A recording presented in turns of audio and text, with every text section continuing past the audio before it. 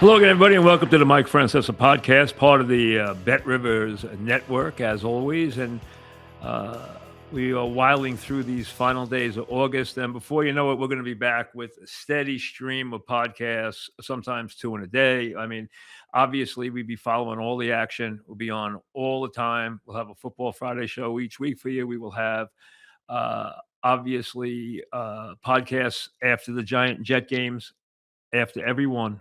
Okay. If they both play at one, we do one. If they play at separate times, we do two.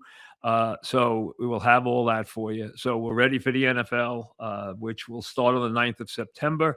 Remember, Labor Day is late this week. So, and speaking about Labor Day, I want to start there before I get to the Yankees and then to the football. Remember, next week, September 3rd, I will be down at Bar A. Looking forward to it. I haven't been down on the Jersey Shore with Bar A in a long time. It used to be an annual ritual. It was one of my favorite days.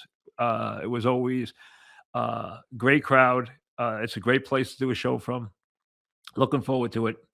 The Bet Rivers Mike Francesa Bar A Bash is September 3rd. Now, there's two ways to participate. Number one, just show up. It's free. Number two, they are selling VIP tickets. Again, I will be on doing a podcast live on stage from 4 to 6. I'll be there hours before that. I'll be out in the crowd. I will be in VIP stuff, doing photos and everything else. So you can get VIP tickets at bara.com. I think the ones that we were giving away for the Bet Rivers probably have already been given away.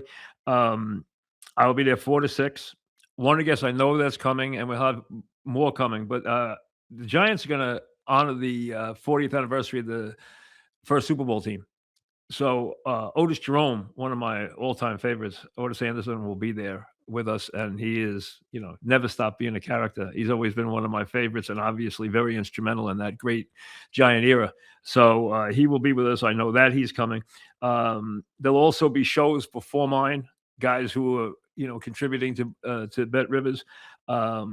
Sal, JJ, the Bull, Mike Carver will all be up on the stage at different times doing shows. There's going to be music throughout the afternoon. So there's going to be prizes, giveaways, all kinds of different surprises we have for you. We got some good things to give away to the crowd that day. We're going to have a good time. So it's September 3rd, Thursday of Labor Day weekend. So if you're down there making your last grasp at summer over the long Labor Day weekend, which begins on Thursday for most people and carries on right through Monday night, as it is the last-ditch effort before everybody goes back to work and school on a regular basis. Most of the college kids have left. 2 of 3 of mine have. One goes back a little late. That's Harrison. The other 2 are already gone. Jack's first football meeting was tonight. So he left this morning. Emily left for Villanova. They're already in school in Villanova. She left last week. So it's soon to be an empty nest very, very quickly. And then it's just Ro and I and a lot of football. And, of course, Taylor, who is with me at my feet today and always with me. So that's the bottom line. And, again, Bar A, next Thursday. I want to see everybody out there. Looking forward to it. It's going to be a fun day. Hopefully we catch good weather. We don't know about that, but we'll hope and pray that we get a nice 75-degree sunny day, and we'll all have a blast. Okay, so we'll see you down there, Bet Rivers. Everything. The doors open at noon. I want you to know that doors open at noon.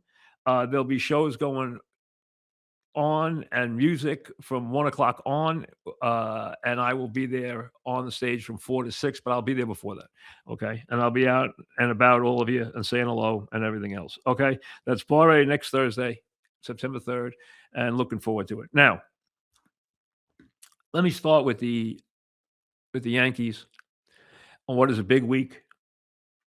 I'm actually attending the game Thursday night against the Astros. I did a charity thing where I auctioned off for my old grammar school, Long Beach Catholic. I auctioned off a go to the game with me thing, and I'm paying it off this Thursday night. So I'm taking 3 guys to the game. So I will be at Yankee Stadium Thursday night.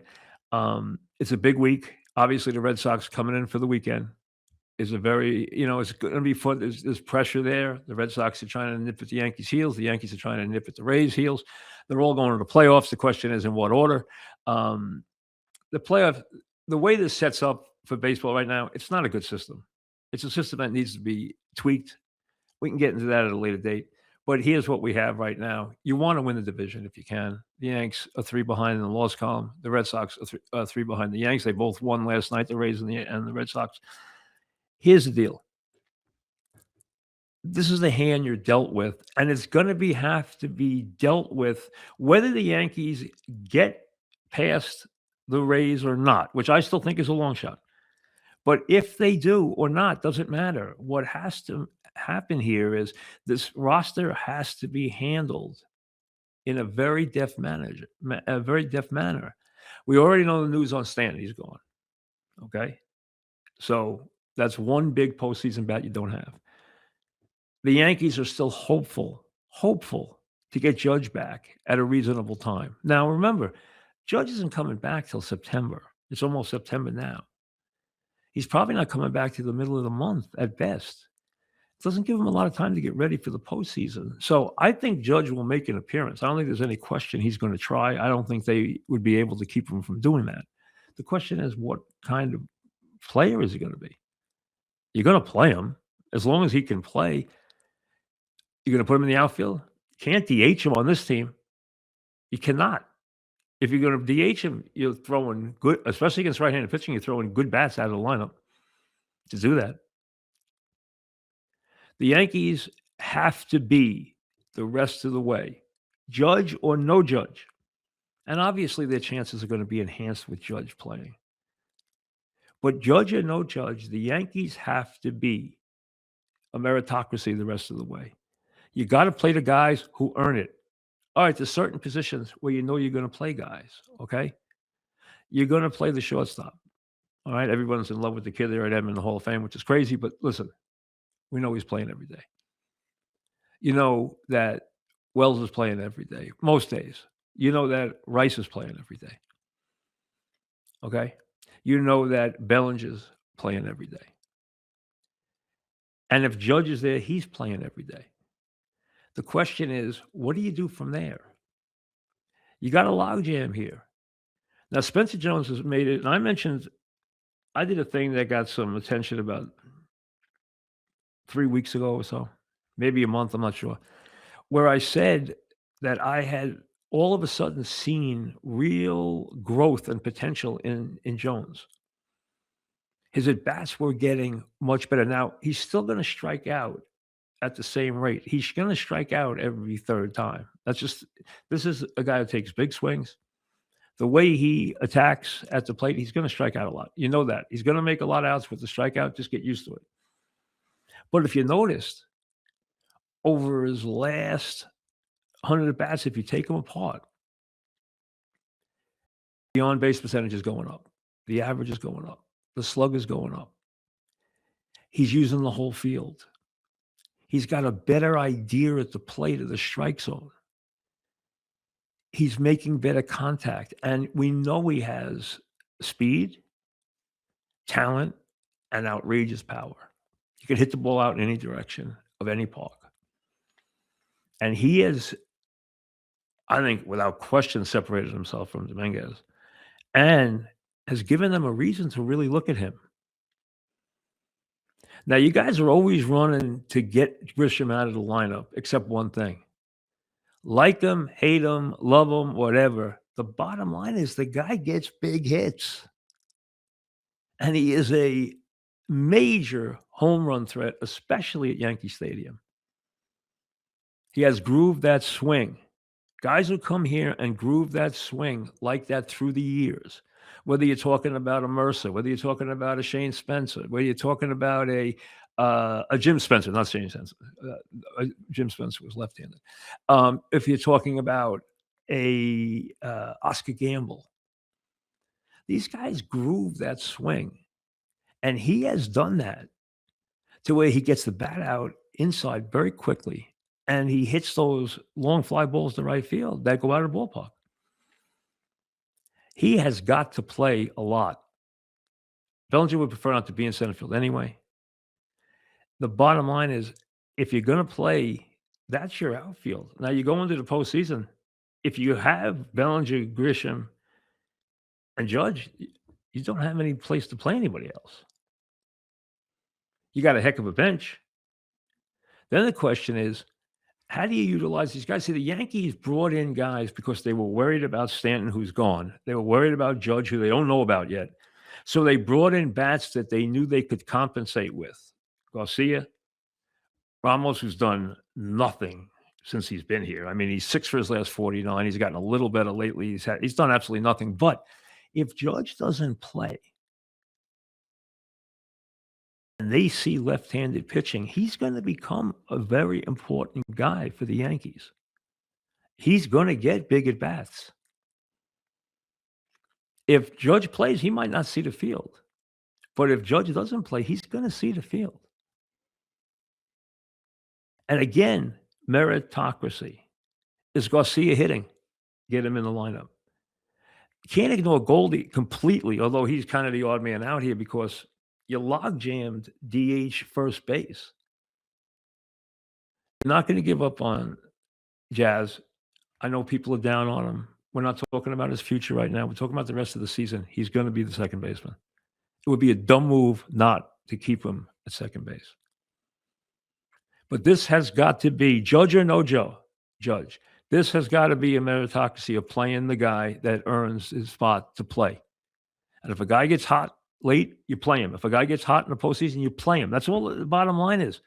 You know it's going to be McMahon over Rosario because of the glove when he's healthy. And McMahon's bat's gotten the least representative to where he's been better.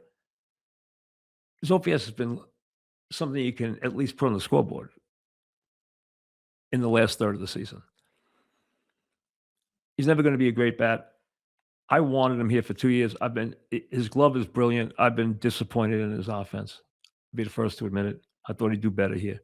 I thought he would really take to right field the way Grisham has. You know, Grisham came here as a throw-in, and look what he's done. You can't discount what he did last year. You can't discount what he did this year. And he's been one of the best players in baseball in clutch situations the last 2 years, late in games. You don't throw him out like he doesn't exist. But having these guys, oh, I want Jones to play. I want this guy to play. I want that guy to play. That's a good problem. The first thing is they're going to have to take the shock that's going to come if they are going this without. See, the thing that's going to hit them, if there's a day where Judge packs it in, where the Yankees say it's not going to happen, the Yankees have to get off the mat from that and realize, hey, with our pitching, if we play right, if we play defense and get timely hitting, we can still win. But they're going to have to make that mental adjustment if he's not there. Now, if he's there and he's not carrying his weight, it's a different problem. There's nothing you can do about that. I don't want to hear calls in October where people say, oh, you got to put Judge on the bench. Well, I'm not putting Judge on the bench. I don't care if he goes over his first 20. Then I'll put him on the bench. If he's there to swing the bat and he wants to swing the bat, he's swinging the bat. He's Judge. But you could run into a situation where he's just not ready. He's a big man. Him getting ready with 10 days of live pitching before the playoffs is not an optimum situation when he's been out all season. So this is going to put a lot on, let's say, the manager's plate, because I'm not getting into the idea that, oh, you know, behind the curtain, they're going to make the lineup and they're going to decide. Hey, let's put this where it's supposed to be on the manager's, at the manager's feet. How he deals with this roster, especially if Judge is not Judge, will be a big key to the season. The other key to the season is now bringing pitchers back from injuries that you need. Weathers is going to come back this year. He's going to come back in the bullpen anyway. You know that. He's not going to be a starting pitcher. But that doesn't mean he can't be a very useful player in the postseason if he's coming out of the bullpen, especially a guy like him coming out of the bullpen can be a huge advantage if he's healthy and focused and in the right, if he's in shape if he's back to where he can throw everything. Even the other day when he left, he was still throwing hard. Hopefully having freed to where you're not worried about it being an injury situation, and then obviously relying on Schlittler and Cole to be the mainstays of your rotation. They have a chance to have great starting pitching in the postseason against an American League that A, doesn't score runs, and B, is a bunch of, let's be honest, the best teams by far in the National League. We know that. Now, they have another issue here to deal with, not just getting those pitchers that are on the shelf healthy. The other issue they have to deal with is how they handle their Cy Young candidate for the rest of this season. He has thrown 158 innings this year with no fall off. There's been no fall off in his last 40 or 50 innings. He's still throwing to the same whip. He's throwing the same number of strikeouts. He's doing the same things that he's done, maybe a couple more walks. His numbers haven't deviated. But he has never thrown more than 120 innings in a professional year. He threw 120 in the minors. He only threw 73 innings last year.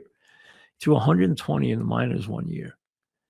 To be that far over the most innings you've ever thrown can start to take a toll. The question is, do the Yankees feel, hey, we're just going pedal to the metal with him and he'll show us game to game what he's got and we'll deal with that going to the postseason? Or do they back off in September in any way? Extra days off, limiting him in games, getting him out of games early. How do they deal with? Are they worried about his innings escalating to a point where it starts to impact performance? He's at 158 right now. Now, this conversation to someone who's an old-time baseball person sounds comical, where they grew up on guys throwing 340 innings. Those days are gone. The days of, Sandy Koufax throwing, 370 innings in a season or Nolan Ryan are over.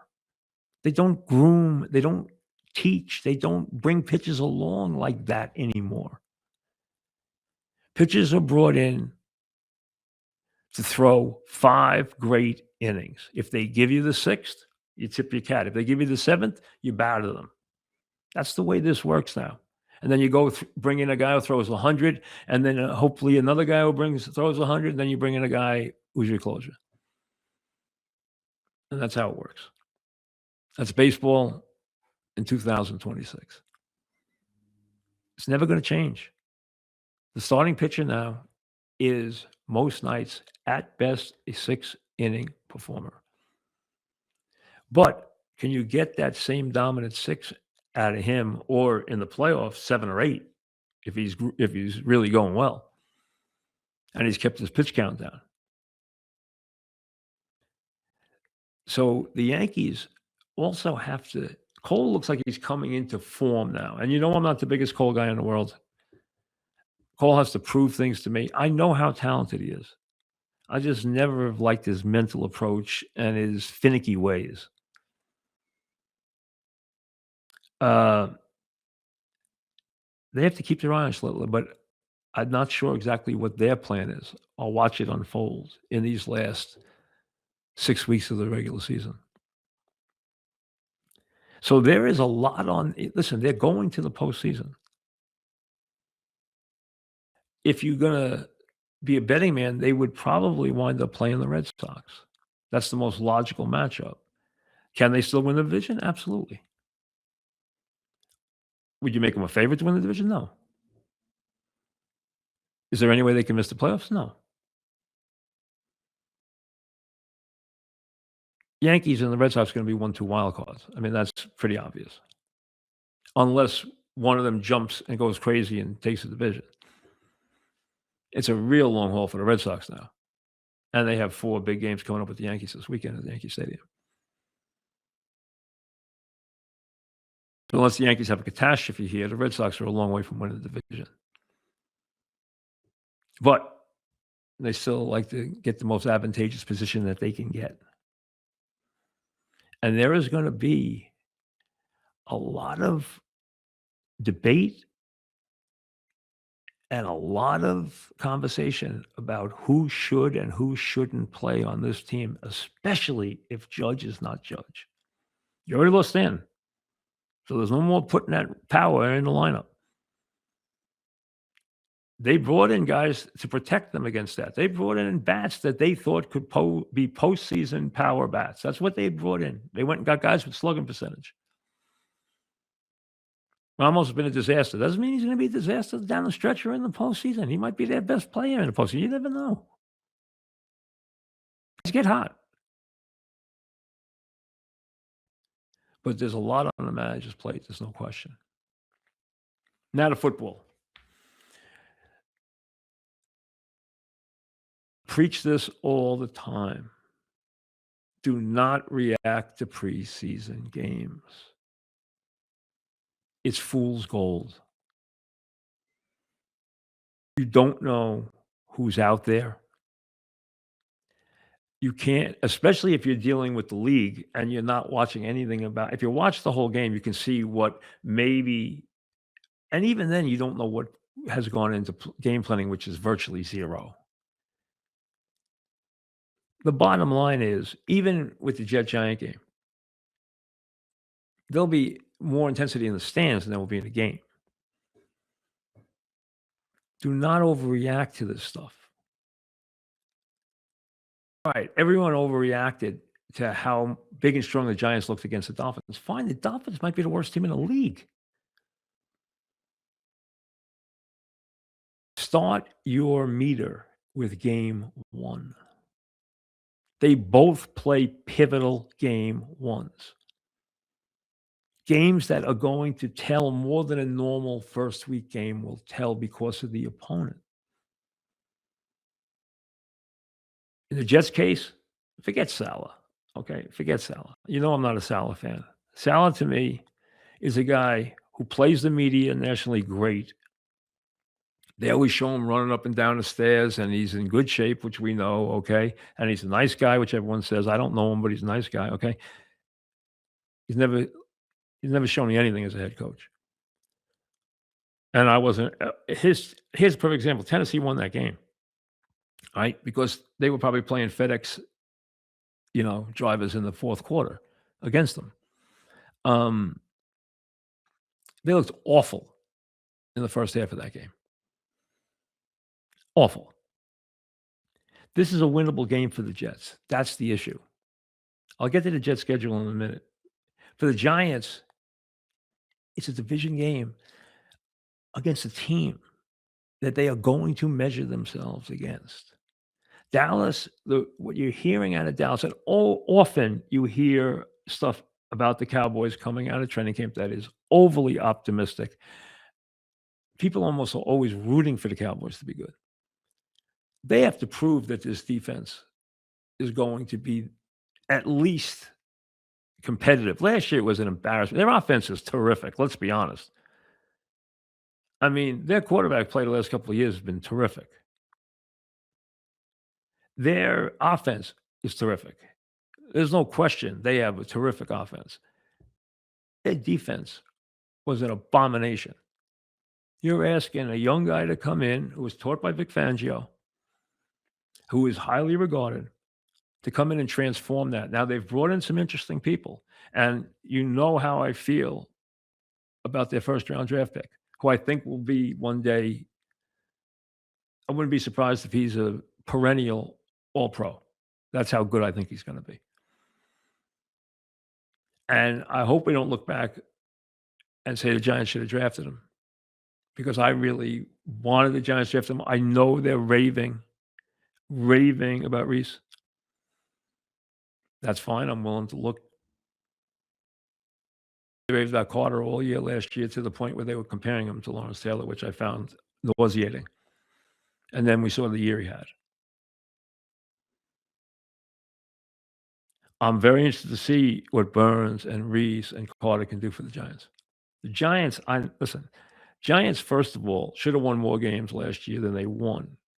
If you wanna know what they should have won based on how they played, they should have won 7 games. They didn't. They gave games away like Denver. They played better than their record indicated. They are going to play improved football this year. I don't see them much. See, here's the thing I don't know yet. I know they're going to be physical. I know they're going to be improved against the run because Harbaugh would jump off the GW if they play the run like they did last year. Um, they're going to be, as I've told you for months now, they're going to be a running team. They iced that even more with the addition of Najee Harris. Who knows Najee Harris better than Harbaugh? Who did he bang heads with every single year? Najee Harris can play. He didn't come here not to play. Now, I think Scab was still going to be a feature back. Tracy's going to have a hard time getting his reps. I don't think they brought Najee Harris here to sit on the bench. He's going to get a lot of carries. But there's plenty of carries for him and Scadabo. Now, Tracy could be the odd man out. So we know how they're going to play, and they're going to be improved. But remember, the quarterback not only is learning a new system, but he also has only had a handful of games. Take that into account. Now, it sounds like Neighbors is ready to play, but I need to see that with my eyes in a real game. That will be a big positive for them because that gives them the downfield threat that they don't have. And that's not going to be who they are this year anyway. They're going to be a running team.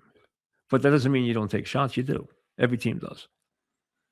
But this is going to be a physical ball control team. And since day one, Harbaugh has completely taken control of this entire organization. You see his fingerprints on anything that moves. This is his team. And he's real good. They are going to be a perennial playoff team under Harbaugh.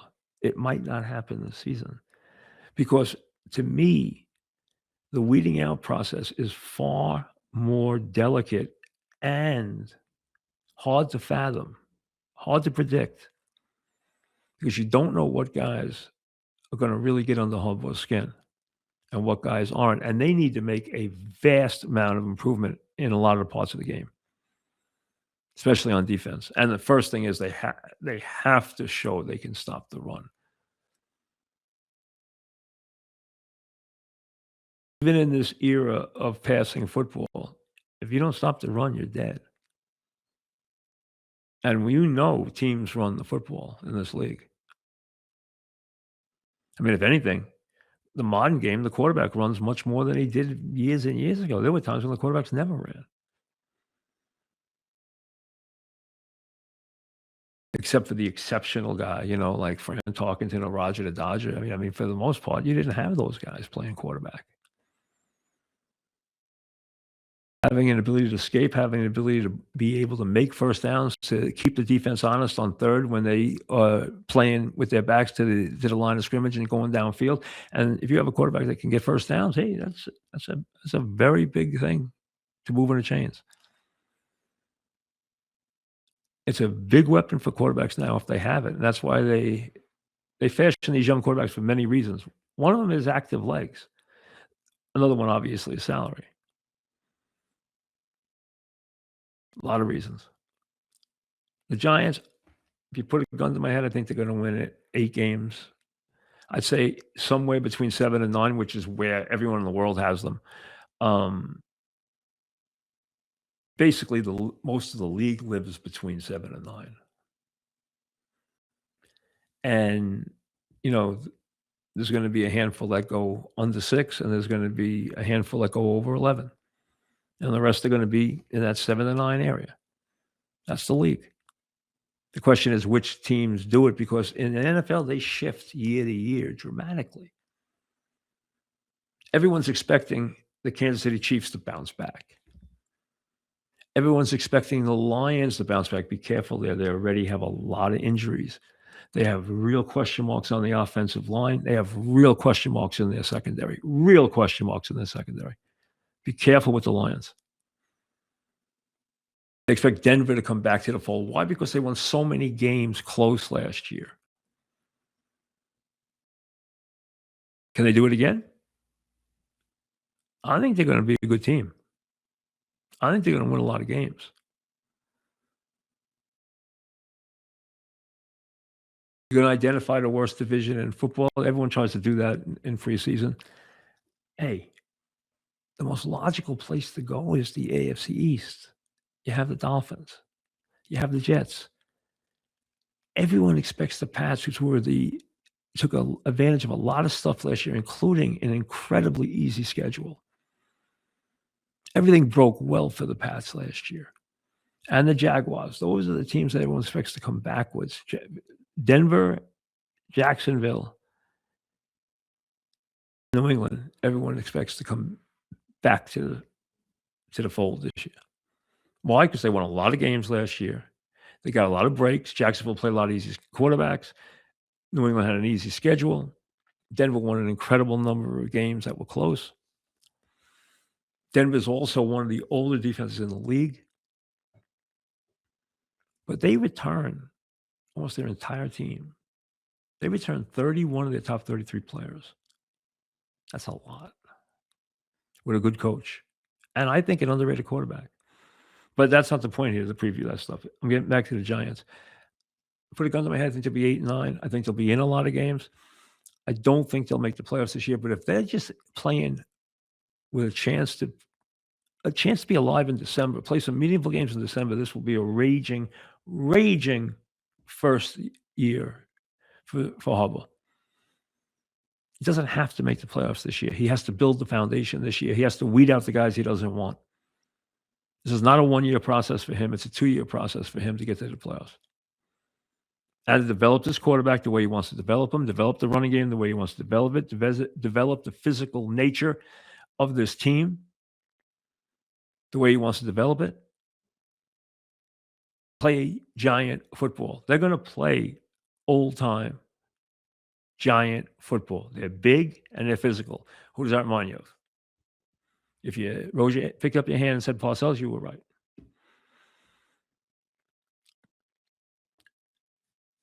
There is a lot of optimism around the Jets. Well, let's be honest. The Jets can't be worse. At the end of the season last year, their coaching was an F. Their passing game was a Z. And they were completely non-competitive. The only place they can go is up. But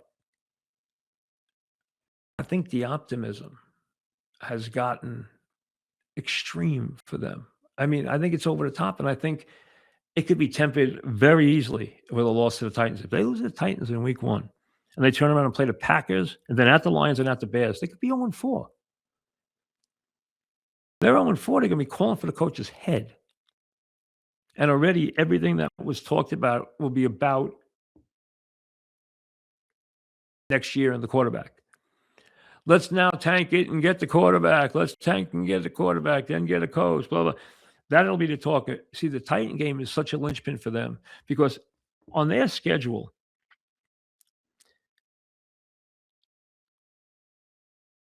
they play 6 teams that you expect them to be right there with or have a great chance to beat, at least a 50-50 chance to win the games or better against, say, the Dolphins, who might be the worst team in the league. They play 4 of those games in the first 8 weeks. They play the Titans week 1, and again, if they lose to the Titans, you know they're going to have a bad record after 4 weeks because they play the Packers in week 2. They play at Detroit in week 3 and then at Chicago in week 4. So they don't win the Tennessee game. You could be looking at 0-4. Then the Browns, the Dolphins, and the Raiders in the second 4 games. And schedule is so important to overall record. I try to stress this because, especially in the first half of the season, if a team that is a 500 team gets off to a 4-1 start, it's no longer a 500 team. Everybody buys in. The culture in the locker room changes. The coaches have bounce in their step. The players have bounce in their step, and all of a sudden they're better than they were, or they would be if they were 1-4, because the league either drags you down quickly or builds you up quickly. And that's where schedule plays such an imperative part in this. So if they can win the Titan game, and then you somehow play very optimistic dreamer and give them one of the 3 games against the Packers, the Lions, and the Bears, they're 2-2, and then they get the Browns, at the Pats, home Dolphins, home Raiders. They could be favored in 3 of those 4 games. They'll be favored against the Dolphins. They'll be favored against the Raiders. They could be favored against the Browns. And the game in New England is not as bad as it has been. I mean, it's not the game that you're going to look for them to. You're not even going to make them a team that you really believe in 50-50, but the idea is they have a chance. The point is that point, so much of it launched off the Titan game. You could even send them sailing. If they hit that at 2-2 versus hitting it at 0-4, it changes everything. Because in the second 4 weeks of the season, they get Browns, Pats, Dolphins, Raiders. 3 games at home against winnable teams. If that doesn't go well, then what happens? They go down the gauntlet and they get destroyed. They have 3 weeks in a row: Chiefs, Bills, Chargers. They're not winning any of those games. At Kansas City, Bills at home, at Chargers. They're not winning any of those games.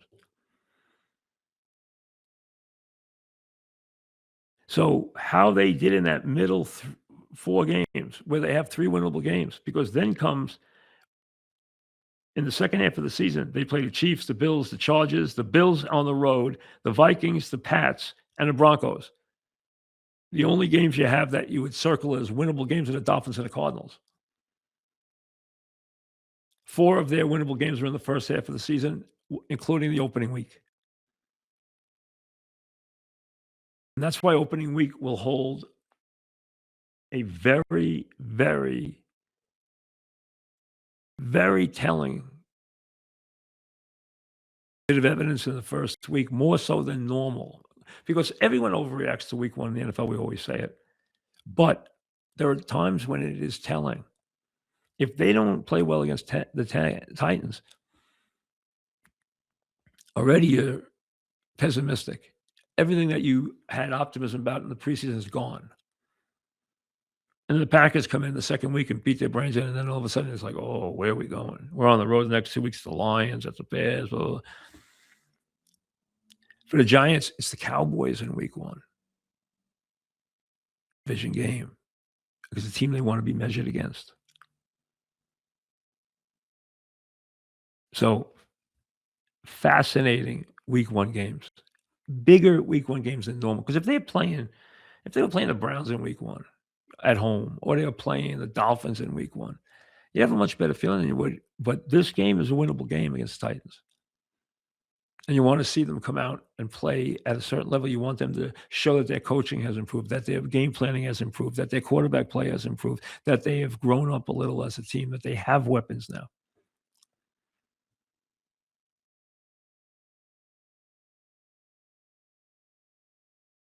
And all that is right around the corner. So I tell you, even as you head towards this weekend's Jet-Giant game, okay, no matter what happens in this game, no matter who wins, who does whatever, the bottom line is, you know what? It doesn't matter. It doesn't matter. You're not going to learn anything important. out of that game. But 10 days, 2 weeks, well, 2 weeks later for most teams, you're gonna get your first real test, and that's when the meter starts. Starts with game 1. Doesn't start in the preseason. And the worst thing you can do is buy into teams in the preseason that were bad last year, and all of a sudden you think somehow that you've seen a real lift in performance in the preseason. Don't go there. Don't go there. The preseason is fool's gold. Don't buy in. But week 1 is gonna tell a very interesting tale for both the Giants and the Jets. All right. A couple emails before we say goodbye. And remember, once again, Bar A, Thursday, September 3rd, as we kick off Labor Day weekend. Where better than on the Jersey Shore in beautiful Lake Como at Bar Anticipation, Bar A, the legendary Bar A. I will be making an appearance there, and I'm looking forward to it. I'll be doing a show from 4 to 6 on the stage. I'll be there earlier. We got all kinds of stuff, goodies, prizes, music. It'd be a lot of fun. So check it out. And admission's free. They have a VIP area where they're serving food and drink and stuff like that. You can buy that at bara.com, the tickets, or just show up and it's free. There's plenty of room for everybody. Now, let me get to some emails for the day before I bid you adieu. Here we go. All right.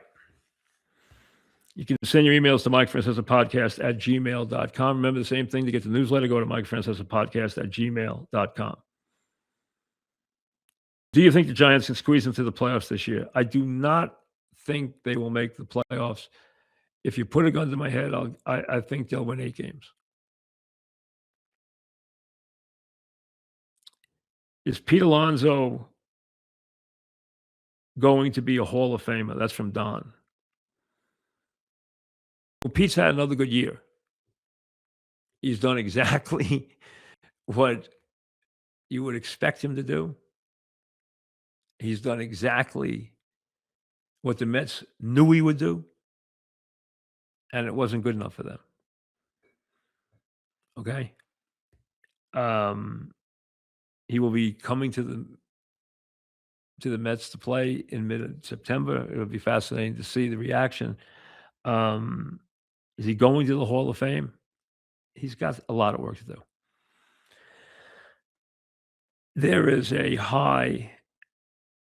really high level you have to get over as a slugging first baseman to make the Hall of Fame. There's a lot of guys who play that position that put up big numbers. That's what hurts Keith Hernandez. See, if people want Hernandez in the Hall of Fame, and I understand why they love him as a player. And obviously, he's the best defensive first baseman. There have been a lot of great first basemen defensively, but he's probably the one who revolutionized the position the most and played the position with more aggressiveness than anybody ever played it. And I wish the games, SNY sometimes, would show more video of plays Hernandez made in the field to give people an idea of how dominant he was defensively at that position. He made mind-boggling plays. He's an insanely good fielder, but you don't get to the Hall of Fame at first base with your glove. You get there with your bat, and you get there one of two ways. You either slug and hit a bunch of home runs, which he did not do, and knock in 100 runs every year a la Tony Perez, which he did not do, or you do the other, which is bat 325 and win 3 batting grounds. He didn't do that either. He's not a 300 lifetime hitter. He doesn't have home runs. It's the Gold Gloves will not get him at first base to the Hall of Fame. That's the problem. If he was a shortstop with his defensive prowess, he would have gone in first ballot.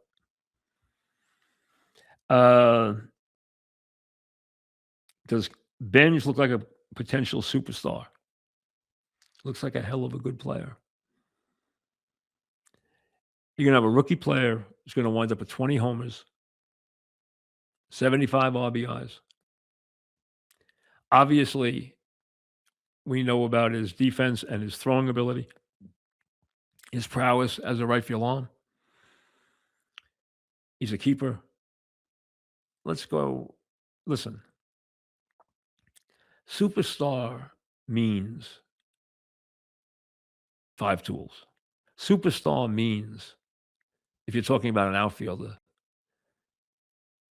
you either bat 330 or you have 30, 100 every single season.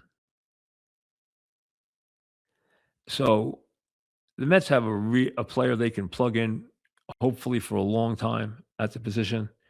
Let's just hope for star. Let's just hope for real good everyday player that you never think about, that you can just pencil into the lineup for the next decade, and let the rest take care of itself. Superstar is asking too much for any of these young guys. Let them prove that.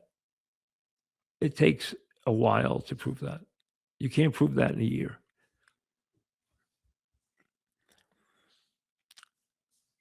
What do you think happens with Anthony Volpe? I think the logical thing is he finds another organization. I think it's much more logical that he winds up being somewhere else than he does the Yankee second baseman, as some people seem to think is a possibility. I think the Volpe era is over. I think the Yankees have found their shortstop.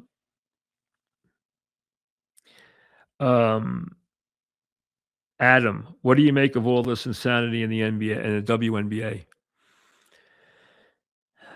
The WNBA has turned their sport, which was completely transformed by the presence of a performer who had a level of charisma and a style of play that transcended the WNBA and all basketball fans, anybody who likes basketball was buying into Caitlin Clark.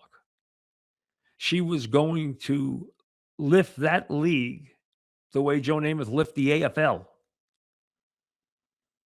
I don't want to compare her to Namath. I'm not. What I'm saying is she was going to be that important to that league in terms of revenue and importance. You look at the ratings for her games versus the other games. And instead, they have turned their league into a bubbling, volcanic, political, chaotic situation where every nut is now getting involved politically in the WNBA on all different levels. Transgender, men playing, what do the rules say? Who's eligible to play? Saying this, saying that, saying this about women's sports, saying this about young women's sports, saying this about future women's sports. It has turned that league into a chaotic nightmare. It's the worst thing that could have ever happened. I blame the people who run the league, number one. I blame the players. I blame the players who were not didn't have the long range vision and didn't have the smarts to realize what Caitlin Clark was going to do for their league, and instead tried to hurt her and run her out of the league at every point. There were revolts against Pete Maravich when he came to the NBA. He broke up a very good Atlanta Hawk team because there was insane jealousy and people felt he hadn't earned anything. And they felt he was just a self-promoting showboat. Caitlin Clark came to that league and energized it in a way that they had never seen possible. They had never been able to sell that league to anybody, and she sold it to everybody. And they all trying to ruin it. And now it's become a political mess, way past just the issues with Caitlin Clark. League's a disaster right now. We'll see you later.